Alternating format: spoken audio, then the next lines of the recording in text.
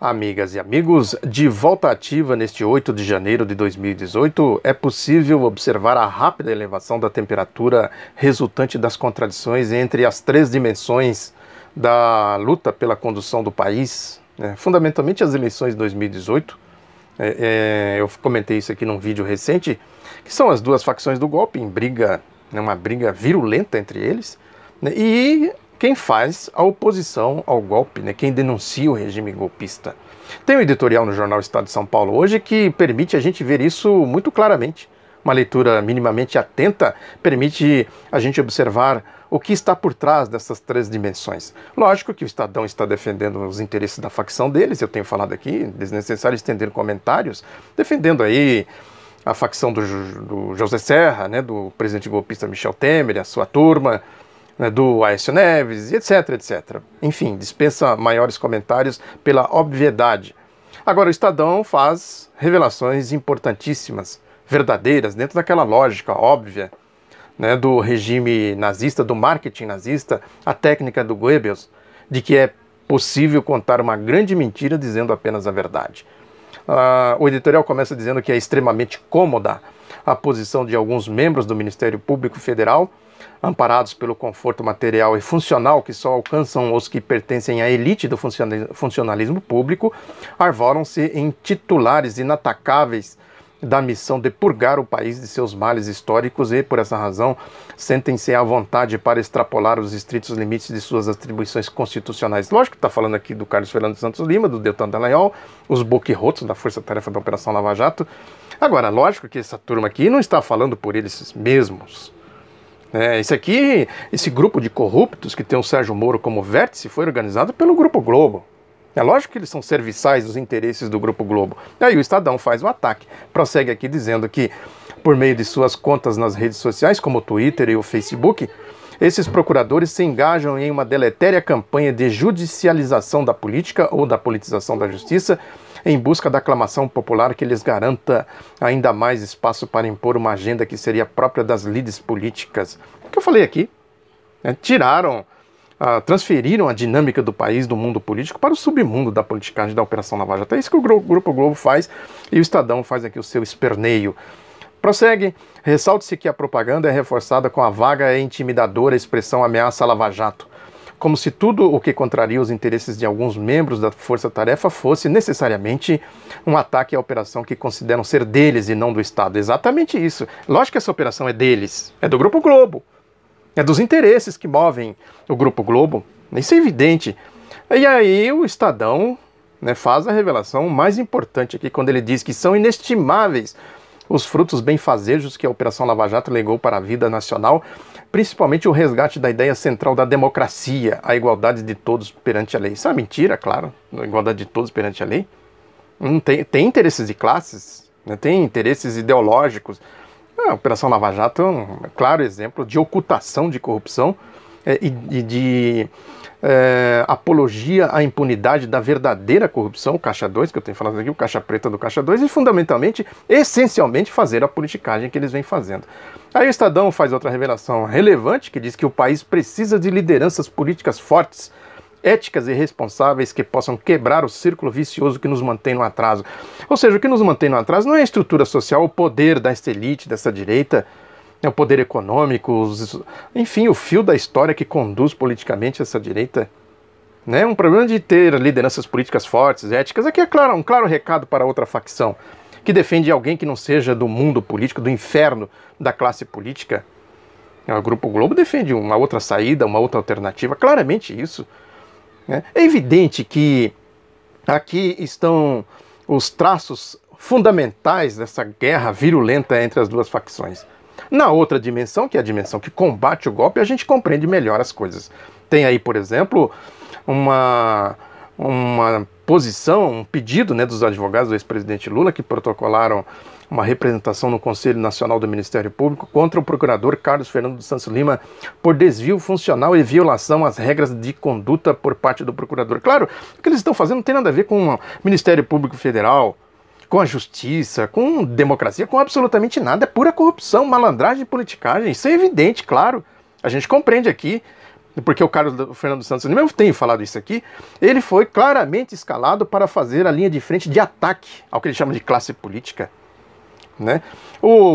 A coisa é tão escandalosa que o Conselho Nacional do Ministério Público recomendou que ele, o Carlos Fernando Santos Lima, deve se abster de emitir juízos de valor por meio de redes sociais. Ele nem tomou conhecimento disso aqui, nem registrou lá no Facebook dele. Continua fazendo as politicagens. É isso, é a certeza da impunidade, os interesses que estão por trás dessas atitudes deles. Fazem todo tipo de corrupção, e é essencialmente corrupção o que eles fazem. E fica por isso mesmo, e ficam falando em ética, em democracia, e blá blá blá blá blá blá. Agora, o que a gente pode tirar como lição disso aqui, desse editorial, é que o Grupo Globo e o Estadão são espelhos das duas facções do golpe. Quem lê um e lê outro vê claramente a virulência dessa guerra de facção. E do outro lado, evidentemente, que eles têm muito mais poderes de mídia. Conseguem, inclusive, arregimentar gente aí que deveria estar a serviço da democracia, a serviço da justiça, do Estado Democrático de Direito, como é o caso desse ex-juiz Luiz Flávio Gomes. Agora é o queridinho, o novo queridinho deles, lá dos boca-e-rotos da Força Tarefa da Operação Lava Jato, junto com o antagonista que eu venho falando aqui, esses corruptos jornalistas egressos aí da Veja, da revista Veja, né? E o Josias de Souza, do Grupo Folha. Vejam como são as coisas. À medida que alguns vão se desmoralizando, a Joyce Hasselmann, por exemplo, que se desmoralizou completamente, não tem nenhum pingo de condições intelectual, inclusive, para fazer a defesa desse tipo de gente, eles vão recrutando outros. Agora são os três aí, né? Luiz Flávio Gomes, a turma do antagonista, esses aí são poderosíssimos, corruptíssimos. Gente barra pesada, esses aí do antagonista, e esse Josias de Souza que não fica atrás. É pau de galinheiro. Agora, tudo isso compõe a lógica do que é a Operação Lava Jato. É uma laia, né? Uma turminha, um acobertando o outro, se acumpliciando. E tem muitas coisas por trás deles, interesses outros, as palestras, os livros, né? E sabe-se lá mais o que, não dá para dizer aqui, mas a gente desconfia o que tem por trás de tudo isso. Essas associações que pululam por aí, associação disso, associação daquilo, soltando comunicado e mais comunicado, defendendo a sujeira deles. Não tem lógica, essa altura do campeonato, alguém acreditar que essa gente está fazendo o que eles dizem que estão fazendo. Uma criança de 7, 10 anos seria capaz de entender, né, que isso não tem nenhum pingo de lógica, o que explica, por exemplo, as atitudes do Sérgio Moro no caso da Operação Banestado. Tem falado aqui, são contradições elementares, visíveis, né, claramente aí expostas. É um esgoto a céu aberto. É o caso da Operação Maringá, que eu tenho falado aqui recorrentemente, o do consórcio Garibaldi, do Caixa 2, que eles varreram tudo para debaixo do tapete. No caso do Sérgio Moro ainda, o caso das APAES, ele claramente se acumpliciando com a Rosângela Moura, sua esposa, num caso claro de negociata. O caso de Cascavel, que eu já comentei aqui também, que ela ganhava um salário mínimo por dia.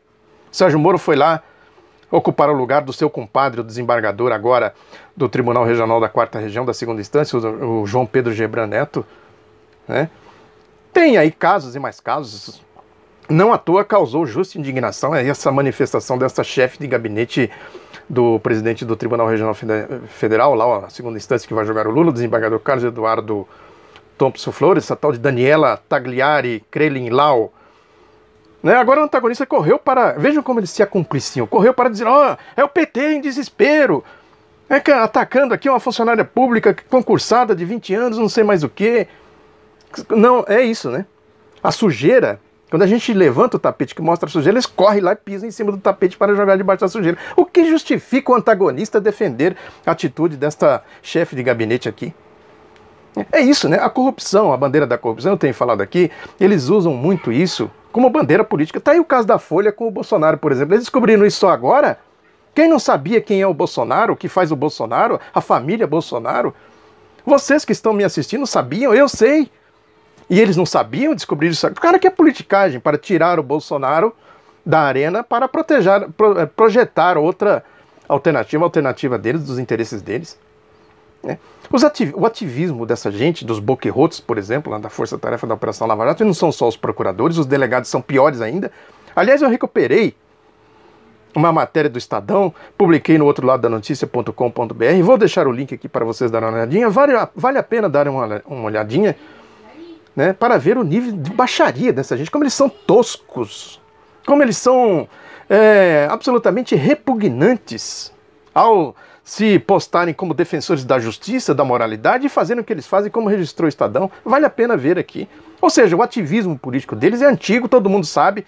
É lógico que, como eu falei, tem interesse gigantesco por trás de tudo isso. Interesses da geopolítica, eles não vão fazer tudo isso, eles não fariam tudo isso, né, sem a certeza da impunidade, sem as costas largas.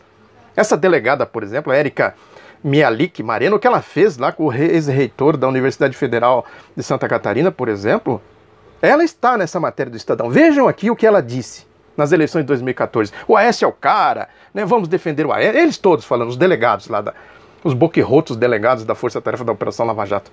Esse que é o cara, o Lula é uma anta, a coisa vai daí para baixo. Não vou nem falar aqui porque vale a pena dar uma lida aqui na matéria. Agora, o que aconteceu com essa delegada? Foi premiada aí com uma transferência. Veja como é um conluio, costas largas e tudo mais. Por isso que eu digo, a leitura, principalmente a reflexão sobre esses trechos que eu mencionei aqui do editorial do jornal Estado de São Paulo, permite a gente ver claramente a virulência da guerra entre as duas facções e a importância que tem a gente cada vez mais procurar essa unidade ampla para denunciar e enfrentar o regime golpista que nós estamos vivendo. Muito obrigado pela atenção, divulgue Outro Lado da Notícia, um abraço e até a próxima.